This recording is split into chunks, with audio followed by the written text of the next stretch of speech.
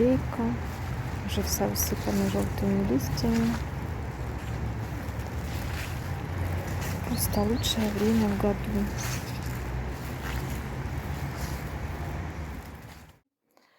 Такой вот он красно-фиолетово-голубой. Под каким-то углом он отливает, становится, вот видите, здесь вот красным. И фиолетово-голубой он на ярком цвете. В общем, такой вот макияж. Я давно не снимала макияжные видео. Но сейчас вот просто решила показать, пока есть что-то красивое. Вот такие две прекрасные девушки будут помогать мне сегодня рассказывать о парфюмах. Они тоже воплощают образ Хэллоуина. Первая девушка, вот это у нас Фрэнки. Она дочь Франкенштейна, поэтому этот праздник касается ее просто самым прямым образом. Такой прекрасный наряд у нее, как видите. Вторая девушка — это Клео, дочь Мумии.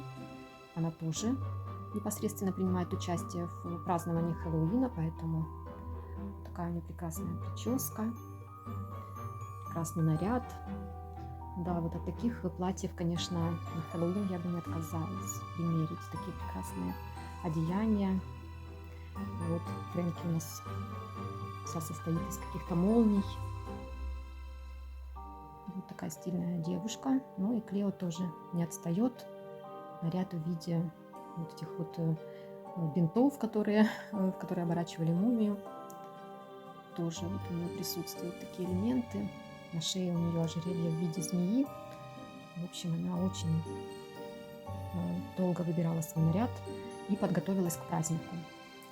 Итак, ну вот такие парфюмки я выбрала, которые, как мне кажется, должны усиливать настроение этого праздника. Я не знаю, вообще не вникала особо в историю этого праздника. Я так понимаю, что это что-то, что имеет целью отпугнуть злых духов, как я это понимаю. Скорее всего, этот праздник — это какая-то такая, как сказать, вся эта активность, в общем, направлена, я так понимаю, на отпугивание злых духов. Ну, это такое дело правое, как я понимаю. Прекрасное занятие — отпугивать зло и привлекать добро. То есть эти парфюмы тоже призваны, они вроде как бы и усиливают такое мрачное настроение, но я думаю, они тоже будут преследовать такую цель. Они усиливают мрачное настроение, но после тьмы всегда наступает свет, да, после ночи наступает утро, рассвет. И вот и мы будем тогда надеяться на то, что эти ароматы призовут к нам добро, свет и все самое лучшее. Итак, ну, есть тут и полноценные флакончики, а есть еще несколько таких отливантиков, которые тоже я не могу не упомянуть. Просто вот они воплощают собой хэллоуинское настроение, поэтому тоже о них буду упоминать. Итак, ну, первый аромат — это миниатюра, это Faraway от Avon. Ну, это очень старая настоявшаяся миниатюра, может быть, поэтому она для меня имеет хэллоуинское настроение. Это очень такая, ну, в свете наступающего дня Хэллоуина, это очень злая пудра, кокосовая. Почему-то летом этот аромат звучал как-то веселее, более такой, оказался кокосовый, фруктовый, какой-то такой, ну, по-восточному звучит, но более какой-то был он жизнерадостный. Сейчас осенью он уже такой имеет настроение более мрачное, имеет более такой оттенок, больше ванильности в нем проявляется, кокоса уже меньше ощущается, все-таки больше ванильности. И вот, да, что-то есть такое вот резкое. Вот это такая какая-то как застарелая пудра.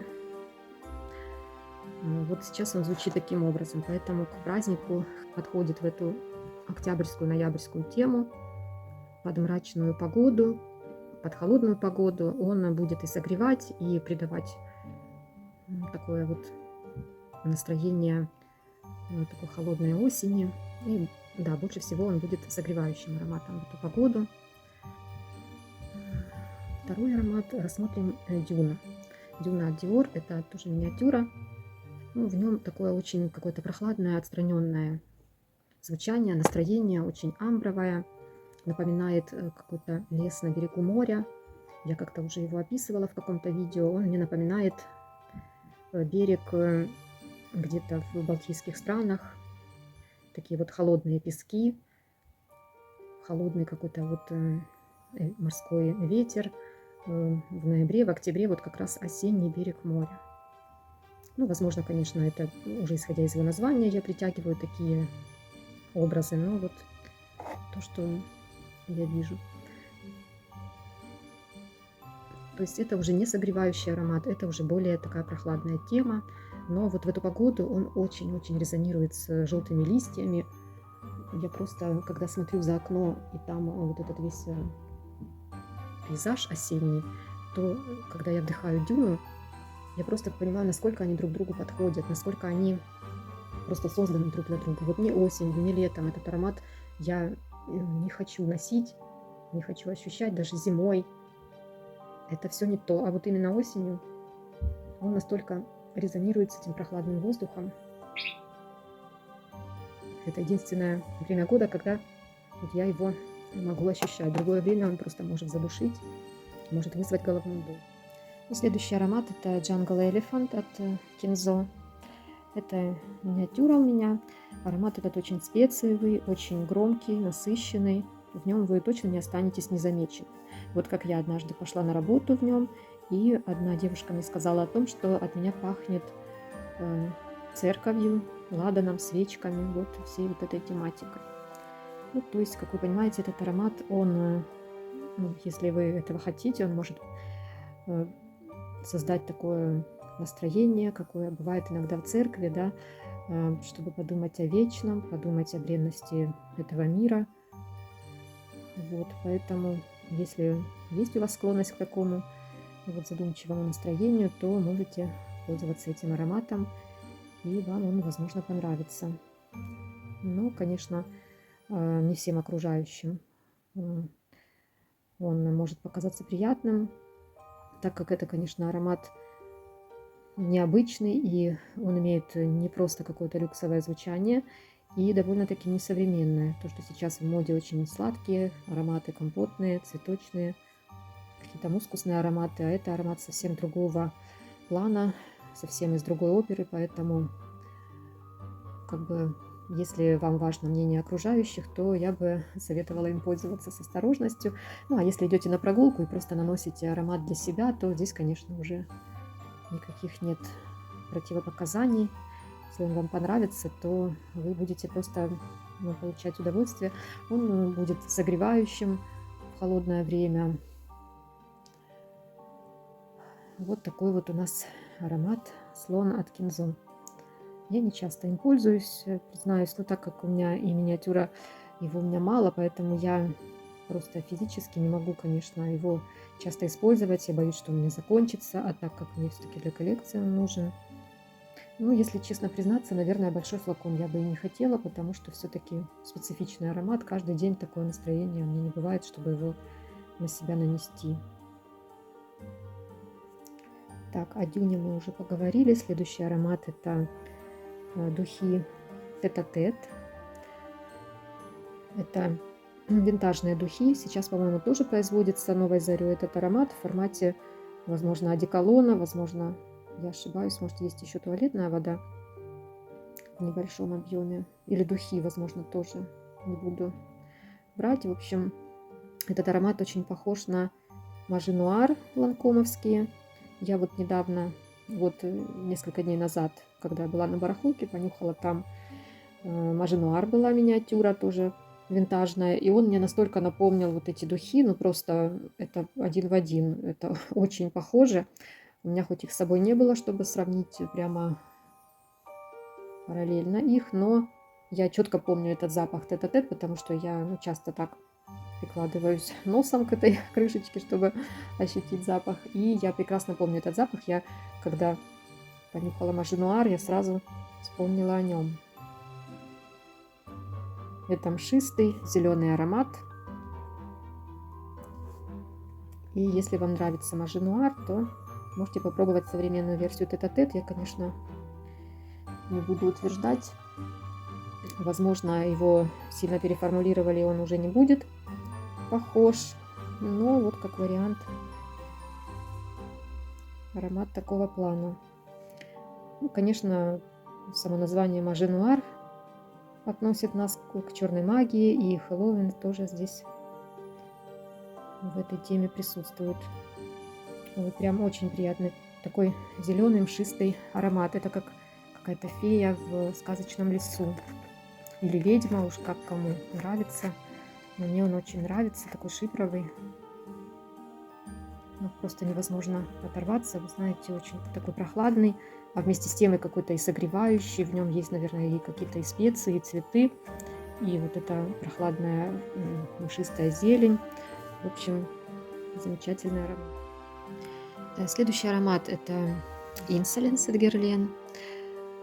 Как видите, у меня здесь в этой подборке много темных флаконов, да, присутствует здесь вот крышка темная, вот, поэтому хэллоуинская тема прям здесь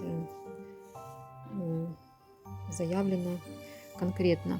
В общем, Insolence Guerlain — это очень такой, если так уже утрировать, да, тяжелый пудровый аромат. Это парфюмированная вода, туалетная отличается, о ней мы не будем говорить, а именно парфюмированная вода, она такая достаточно и сладкая, и пудровая, и какая-то дымность присутствует. В общем, очень такой богатый, насыщенный нотами аромат.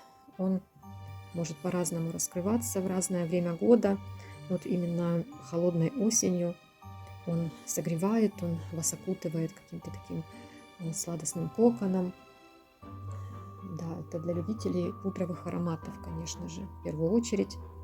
Ну, что его связывает с Хэллоуином, это вот я представляю такую, ну, скажем, не будем говорить старую, но такую взрослую ведьмочку, уже такую умудренную опытом, такой аромат для взрослой такой дамы с припудренным лицом, с таким ярким макияжем, темной помадой. Вот такую женщину я представляю, и которая имеет, конечно же, какие-то сверхъестественные способности.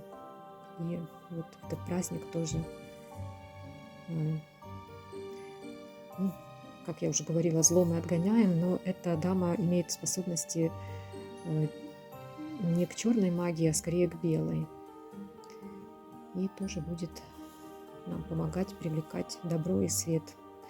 Следующий аромат — это вот этот в форме полумесяца черного почему-то. Вообще у этого производителя есть, по-моему, и белый полумесяц. Я, конечно, не знаю, что там за аромат, не интересовалась, но этот аромат имеет ноту сливы в себе. Это какое-то сливовое вино, какой-то сливовый нектар, очень такой какой-то тягучий. То есть его запах вот для меня, он включает в себя какие-то вот ноты темных чернил, потом какие-то ноты, возможно, виниловых пластинок. Вот кто как это ощущает, но вот я перечисляю то, что я ощущаю в нем. И, конечно, сама форма флакона намекает на какое-то такое настроение, немного мрачное, загадочное. Это аромат, его еще сравнивают с Poison от Dior, именно классическая версия первая. И он действительно похож. Я недавно тоже тестировала. Винтажная миниатюра Poison была в продаже, я понюхала. Да, действительно, эти ароматы чем-то перекликаются. У них есть, несомненно, вот эта сливовость, алкогольность, вот эта сливовая сладость у них общая. Поэтому, кому нравится классический Poison от Dior, то этот аромат, по-моему, еще и производится, и стоит не слишком дорого, насколько я помню. То есть можете присмотреться к нему. Вот, в общем, в хэллоуинской тематике аромат Deep Night будет олицетворять у нас какое-то колдовское зелье. Итак, следующий аромат — это Black Orchid, черная орхидея от Тома Форда. Это, конечно, не оригинал, как видите, это копия, возможно, где-то примитивная. Ну, флакон очень красивый, я купила, наверное, отчасти из-за флакона. Но аромат, вы знаете, он похож на оригинал. Стоит, конечно, он намного дешевле. Он уступает оригиналу в стойкости, естественно. Он не слишком насыщенный, не слишком громкий и стойкий, но В принципе, 2-3 часа он держится однозначно на коже. Этот аромат, конечно, сам по себе просится в эту подборку и из-за цвета флакона, и также сам аромат, он пахнет каким-то очень таким загадочным цветком. Орхидея, конечно, здесь, я не знаю, как пахнет орхидея, по-моему, это вообще запах такой какой-то фантазийный. На самом деле черная орхидея, как мне кажется, ничем не пахнет. Вроде бы об этом где-то говорилось в интернете, что на самом деле никакого запаха такого нет черной орхидеи. Это просто такой маркетинговый ход скорее, но запах очень приятный, он такой действительно тоже такой, я это называю тяжеловатый, но я не знаю, как правильно выразиться. Для меня это такой насыщенный, какой-то и сладкий запах, и имеет какие-то вот эти вот подвальные земляные ноты. Вот что-то есть в нем тоже такое вот мрачноватое немного. Очень передает вот это все-таки. Он не то чтобы меланхоличный, но вот он создает какую-то атмосферу торжественности. Вот в эти холодные пасмурные дни он создает атмосферу более такого успокоения, торжественности, какой-то вот этой размеренности жизни. Вот в этот период времени, да, когда мы на улице холодно, а домой мы приходим, а здесь у нас уже тепло, уже все-таки включили отопление, поэтому дома уже тепло, и мы знаем, вот когда идешь по улице, да, и знаешь, что сейчас зайдешь в дом, и там будет тепло и уютно. И вот это какое-то ощущение уюта для меня вот передает этот аромат. И создает даже какое-то, где-то даже праздничное, наверное, настроение. Потому что все-таки это, да, наверное, я представляю какой-то осенний праздник, что вот где-то я вот иду в гости, да, на какой-то осенний праздник, вот такая картина рисуется, и там стоит какой-то шикарный букет цветов, которые пахнут, источают такой вот прекрасный аромат. Возможно, это темные розы какие-то. И вот это настроение, оно как бы приподнятое, праздничное, торжественное. И в то же время за окном вот эта вот вся вот эта вот холодная осенняя ненастная погода. А в доме тепло, уютно и празднично. Ну, следующий аромат это тоже, конечно, не оригинал. Это копия аромата от Carolina Herrera Nightfall Patchouli. Здесь он называется Mini Crystal Patchouli. Бутылочка очень красивая, темно-фиолетовое стекло. Просто вообще загляденье. Такая граненый флакон. Очень-очень красивый. Сам аромат похож на Hot at Night от Attar Collection. Кто знает, тот поймет, о чем идет речь. То есть это аромат корицы, вишневого пирога, вишневого десерта. В общем, тут кто-то слышит вишневую косточку, кто-то слышит конкретную вишню. Но я, наверное, скорее, да, я скажу, что скорее для меня это вишня, вишневый десерт. Вишня сладкая, алкогольная.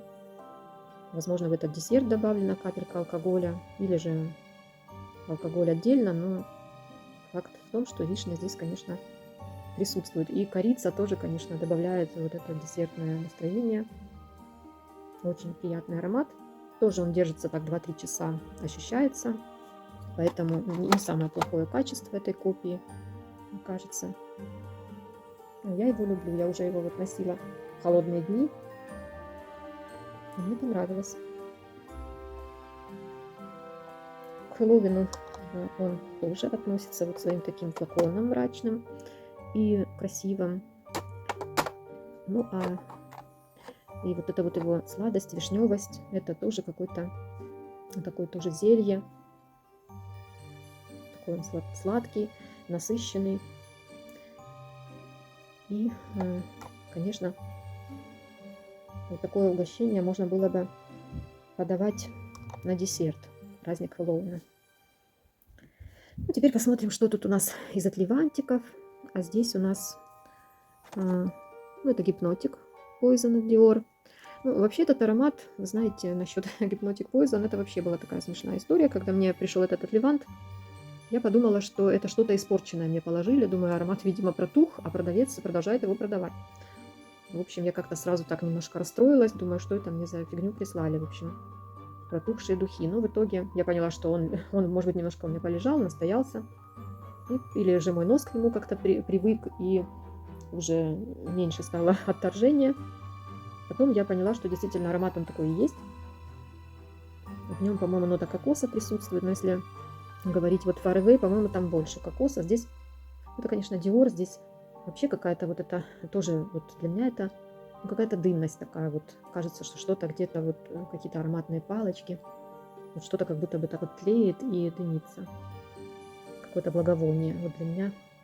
Ну, сразу мне показалось, что пахнет каким-то бабкиным сундуком, конкретным таким вонючим, со старыми-старыми вещами.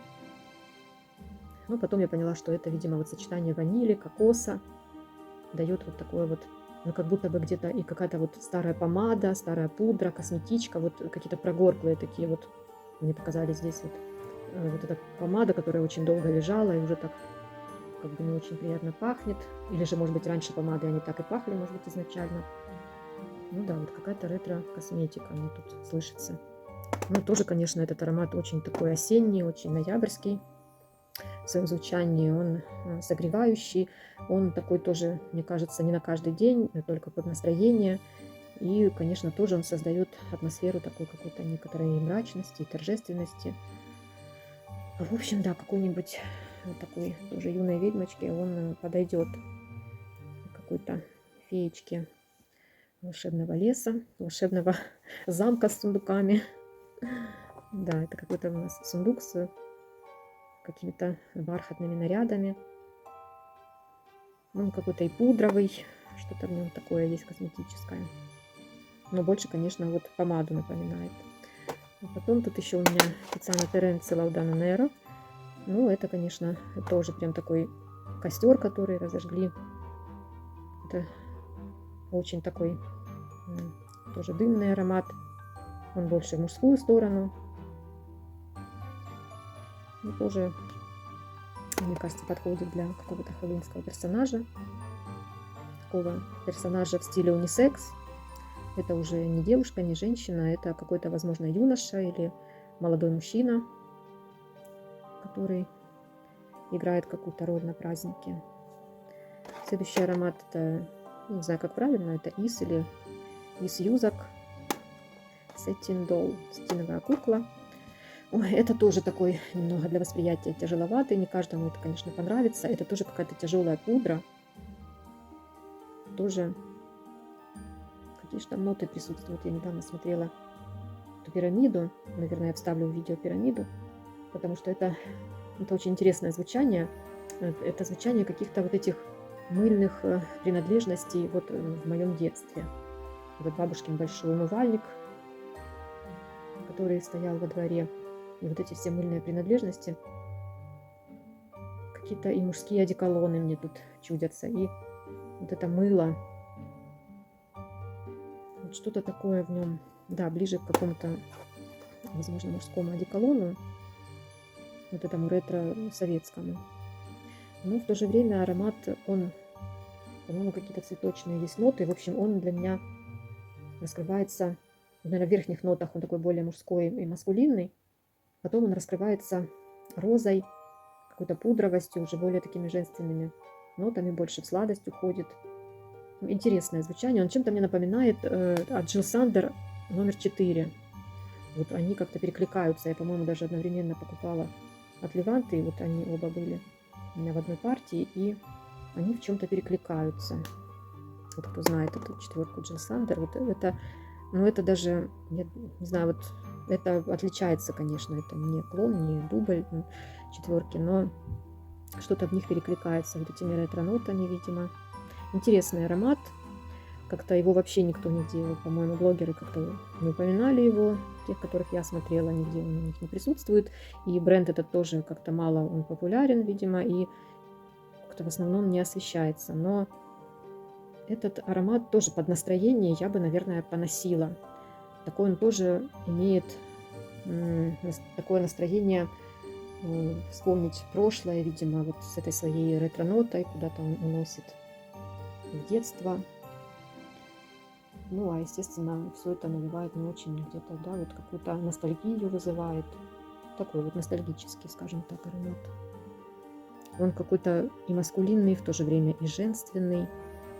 Вот такое противоречие в нем, вы знаете, я вот даже не знаю, как его очень сложно как-то описывать. Настолько он вот как-то выбивается и не похож. Не то, что на что-то, как видимо, как я уже сказала, на что-то вроде бы и похож, но своеобразный такой. Поэтому, видимо, он у блогеров вообще никакой популярностью не пользуется. Очень своеобразный аромат. Ну и последний аромат в моей подборке — это Juliette Hazaghan Midnight Oud. Это классическое, да, сочетание розы и уда. Тоже он поразил меня своей какой-то громкостью. И вот этот удовые ноты — это первый удовый аромат, который я вообще протестировала в своей жизни. До этого как-то меня заинтересовала эта нота уда. Мне было интересно, что же это такое, как это пахнет. Здесь тоже это довольно-таки такая агрессивная удовая роза. Я летом носила этот аромат, вот и вечером летним он довольно-таки интересно раскрывается, более женственно.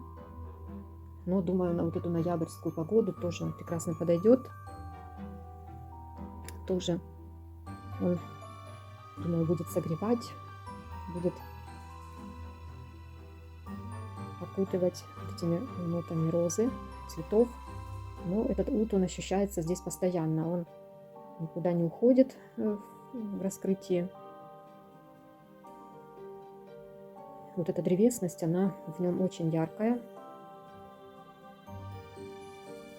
И вот эти смолистые ноты в нем вот от начала до конца. Смолистость, древесность, она даже как-то, наверное, как-то перекрикивает эту розу, скорее всего, перекрикивает эти цветочные ноты. Аромат такой тоже своеобразный. Я бы хотела бы им попользоваться больше вот в эту холодную погоду. У меня тут уже его почти ничего не осталось. Интересный тоже аромат, тоже как-то мало о нем говорилось в свое время. Он это уже далеко не новинка, давно уже выпущен, но как-то на него, по-моему, не очень много есть тоже отзывов в интернете. Но аромат достоин того, чтобы его протестировать, кому нравятся удовые ароматы. Он, я думаю, что унисекс, подойдет и женщинам, и мужчинам. И он очень такой тоже атмосферный, тоже заставляет задуматься о вечном и так далее. Он такой вот медитативный тоже аромат. Ну, для меня, по крайней мере, не знаю, может быть, кому-то будет не так, но для меня он такой серьезный, глубокий,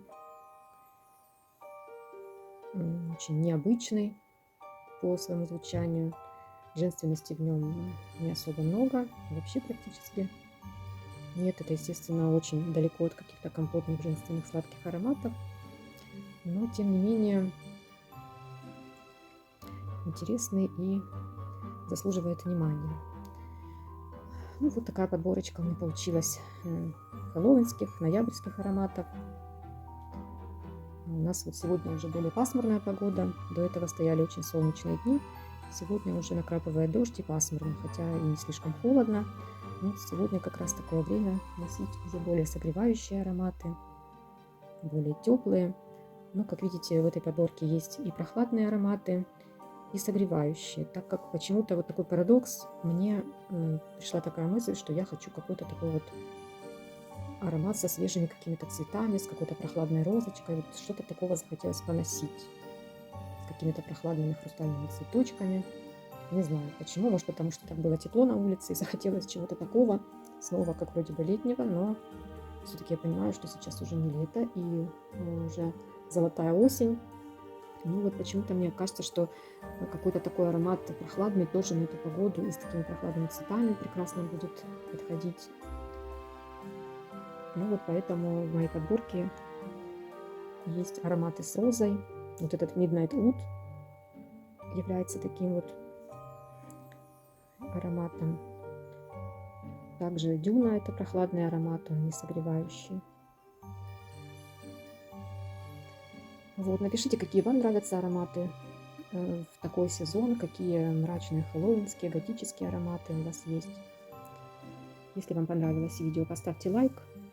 Давайте пообщаемся в комментариях на тему мрачных, нуарных, меланхоличных ароматов. Я желаю всем хорошего дня, удачи и пока-пока.